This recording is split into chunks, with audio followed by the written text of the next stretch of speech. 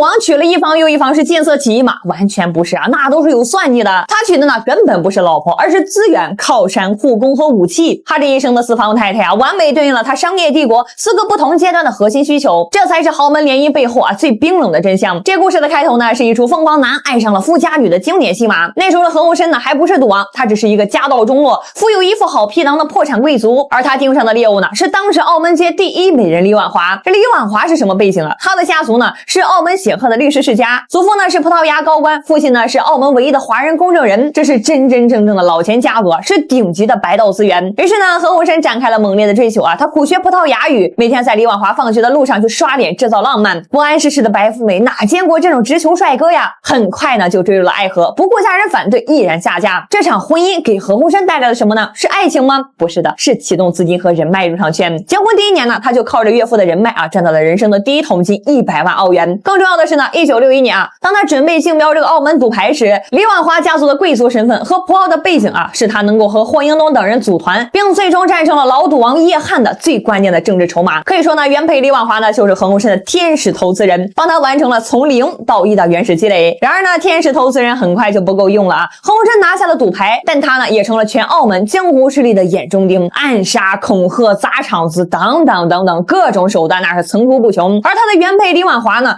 偏偏就在此时啊患上了怪病，身体垮了。更重要的是啊，这李婉华的贵族身份啊，能帮他上庙堂，却解决不了江湖的麻烦。何鸿燊呢，迫切需要一股暗黑势力啊来帮他镇场子。就在这个节骨眼上，年仅14岁的这个蓝琼英呢，恰到好处的就出现了。表面上看呢，她只是一个家道中落的小舞女啊，但何鸿燊呢，这个人精中的人精啊，一眼就看穿了她背后那个深不可测的家族背景。蓝琼英的祖父蓝印南呢，是广东梅州的大户人家啊，而他的父亲蓝建义呢，更是黄埔军校的毕业生。现在你明白了吧？何鸿燊看上的哪里是14岁的蓝琼英的美貌啊，他看上的是他爹呀、他哥呀，他背后那个能够为他保驾护航的隐形帝国。于是呢，1957年呢，36岁的何鸿燊就顶着重婚的骂名啊，搬出了早已废除的大清律例，毅然决然的迎娶了蓝琼英。这哪里是什么见异思迁呀？这分明就是一场蓄谋已久的黑白通吃的政治联姻。而蓝琼英呢，也确实不负众望，成了陪伴赌王出席各种社交场合手腕强硬的虎妈，更是生下了何超琼这个最强接班人。时间呢快进到1985年啊，此时的赌王呢江山已定啊，原配李婉华呢早已是病入膏肓，而二胎蓝琼英呢，因为家族势力过于庞大，性格呢又是极其的强势，开始是隐隐有了功高盖主的势头。作为一个权力掌控者，何鸿燊最怕的是什么呀？是一家独大，他需要制衡。于是呢，一场堪称宫斗神来之笔的内部提拔上演了。他看中了原配李婉华的私人看护陈婉珍。为什么是他呢？因为他安全。陈婉珍出身普通啊，相貌平平，性格呢更是低调隐忍，他没有任何的家族背景可以依仗，他的所有恩宠呢都是100%的来自于赌王本人的施舍。他将这个小护工扶上了3胎的宝座，就是为了恶心和稀释二胎蓝琼英的权利。他在用这种方式呢向所有人宣告啊，我才是那个制定了游戏规则的皇帝。陈婉珍不是联姻，她只是一个用来平衡后宫的最听话的妻子。然而呢，陈婉珍这颗棋子啊，这个战斗力啊还是太弱了。这到了1986年呢，65岁的赌王呢又腻了啊，他需要一股新的、更年轻的、充满了活力和野心的力量来制衡那个日益强大的二房集团。于是呢